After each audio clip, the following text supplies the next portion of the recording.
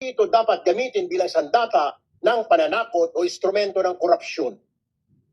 Unfortunately, only 2% of the total tax collected by the BIR from the business sector came from LOAS or mission orders. The 98%, ladies and gentlemen, from voluntary tax payments by the businesses. So ibig sabihin, Mr. Chair, 2% lamang ang pumapasok sa kaban ng bayan sa total tax collection. Yung the rest, 98% voluntary. So where did the rest of the collection go from these instruments? E di po sa bulsa ng mga examiner, RDOs at regional directors. Ganito po yung modus, Mr. Chair. 25% lang ng koleksyon kasi napupunta sa gobyerno yung may resibo. 75% goes straight to their pockets.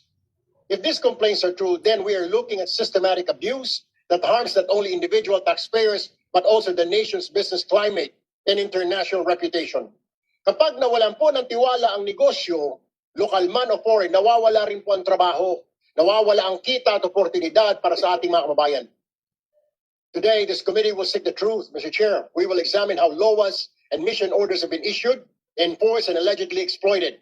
We will ask hard questions. We will demand clear answers.